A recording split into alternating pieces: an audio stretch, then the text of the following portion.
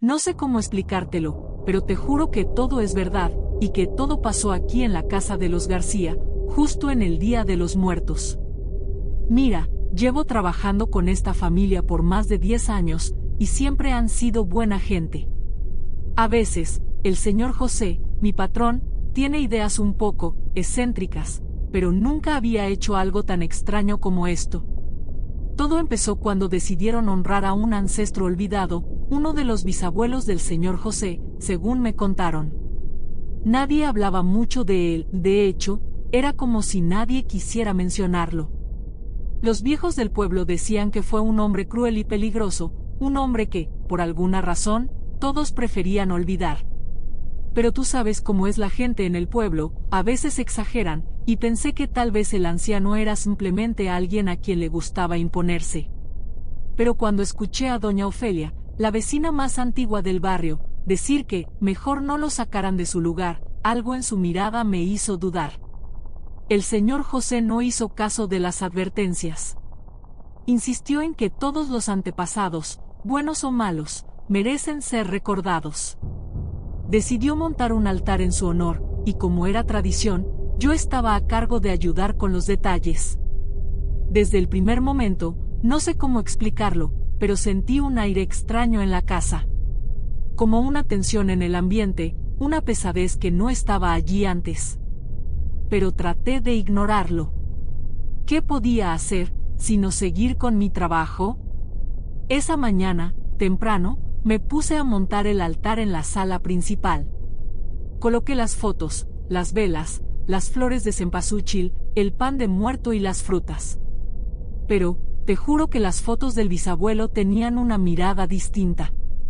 Los otros retratos parecían normales, como fotos familiares. Pero el suyo, era como si sus ojos me observaran desde la imagen, con una intensidad que me inquietaba. Tenía ese tipo de mirada que parece seguirte a donde sea que te muevas. No sé, yo sé que puede sonar raro, pero sentía que alguien me observaba desde ese marco. Mientras colocaba las ofrendas, varios vecinos se acercaron, curiosos por la actividad en la casa. Uno de ellos era don Manuel, un señor que trabaja en la tienda de la esquina y que, por lo general, es muy reservado. Él solo nos miraba en silencio, sin decir nada. Pero fue doña Ofelia, la misma vecina de la advertencia, quien se atrevió a acercarse más. Ella me tomó del brazo y me dijo en voz baja, casi susurrando, «Hija, dile a tu patrón que no es buena idea. Ese hombre trajo desgracia al pueblo. Déjenlo en paz, que no merece que lo recuerden». Quise decírselo al señor José, pero él estaba tan entusiasmado con su idea que dudé en llevarle esos comentarios. ¿Cómo iba a decirle que había rumores de que su bisabuelo fue un hombre maldito? Pensé que lo tomaría mal, o peor aún, que se reiría. Así que decidí quedarme callada y terminar mi trabajo en el altar. Esa noche, la familia encendió las velas y dejó sus ofrendas en el altar. Ellos cenaron temprano y se fueron a dormir, dejando el altar en calma, con las velas brillando y el aroma de las flores llenando la sala. Yo también me estaba preparando para irme, pero entonces, justo cuando estaba guardando mis cosas, empecé a escuchar ruidos. Al principio, pensé que era el viento, porque la noche estaba algo fresca, pero los sonidos venían desde adentro de la casa. El primer sonido que escuché fue como un golpe en la puerta de la cocina. Era un golpe firme, como si alguien estuviera llamando, pero cuando fui a revisar, no había nadie ahí. Regresé a la sala y seguí recogiendo, aunque me sentía cada vez más inquieta. Después, algo más empezó a suceder, las sombras se movían. No sé cómo explicarlo, pero las sombras proyectadas por las velas parecían cambiar de forma, alargarse y moverse, como si algo pasara frente a las llamas. Estaba sola en la sala, y los señores dormían arriba.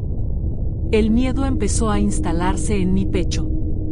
Al principio pensé que era mi imaginación. Te juro que intenté convencerme de que solo eran las luces, que las sombras a veces pueden jugar con uno. Pero después oí algo más. Eran murmullos. Bajitos, pero claramente audibles. No te puedo decir qué decían, porque era más bien un susurro, como si alguien estuviera hablando entre dientes. Venía desde el altar. A pesar del miedo, me acerqué. Las ofrendas seguían allí, pero una de las frutas parecía haberse movido del lugar. Me aseguré de haberlas colocado bien, así que no podía ser un descuido. Pero la fruta estaba como aplastada, como si alguien la hubiera tomado y la hubiera dejado de cualquier manera. Mi corazón empezó a latir con fuerza, pero intenté no pensar mucho en eso. Entonces, de repente, una de las fotos del ancestro se cayó.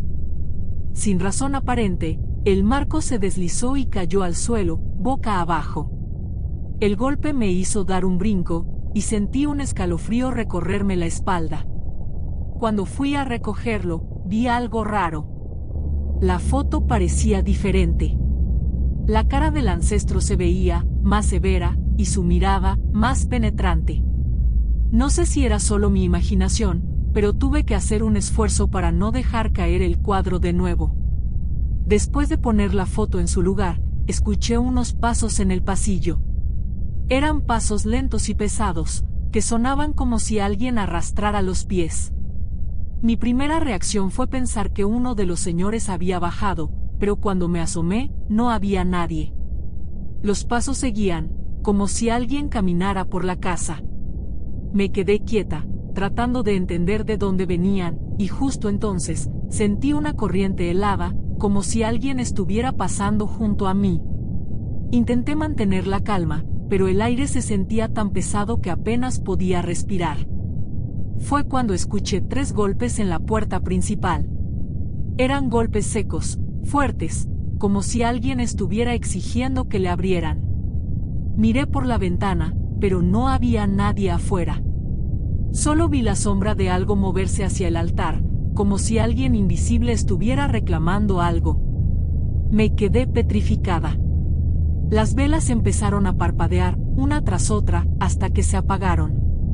Y el olor a cempasúchil cambió, de repente, a algo más, a algo podrido.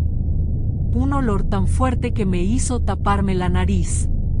Volví a encender las velas como pude, y cuando miré al altar, casi grito del susto. Todas las ofrendas estaban desordenadas, y algunas ya no estaban allí. Desaparecieron, como si alguien las hubiera tomado. Pero, ¿quién? Estaba sola. Entonces, lo entendí, el ancestro no quería ser recordado como uno más. No era un espíritu al que simplemente se le podía honrar y dejar en paz. Lo que habían despertado esa noche no era un recuerdo lejano. No era un fantasma ni un alma en paz. Sentí, de alguna forma, que él estaba volviendo. No como un espíritu, sino físicamente, y que su regreso traía una carga de oscuridad y resentimiento. Salí de la casa tan rápido como pude, dejándolo todo atrás. Al día siguiente, el señor José me llamó para preguntarme por qué me había ido sin decir nada. No supe cómo responderle. Pero cuando le mencioné lo que había pasado, su voz se volvió seria. Me dijo que desde esa noche, nadie podía acercarse al altar sin sentir una presencia extraña y pesada, y que las ofrendas seguían desapareciendo, a pesar de que nadie las tocaba. Desde entonces, no volví a trabajar para ellos. A veces, en las noches, pienso en esa casa, en el altar, en la mirada de ese ancestro. Y siento que quizá algunos recuerdos merecen quedarse en el olvido. Tal vez ese es el único descanso que algunas almas pueden tener.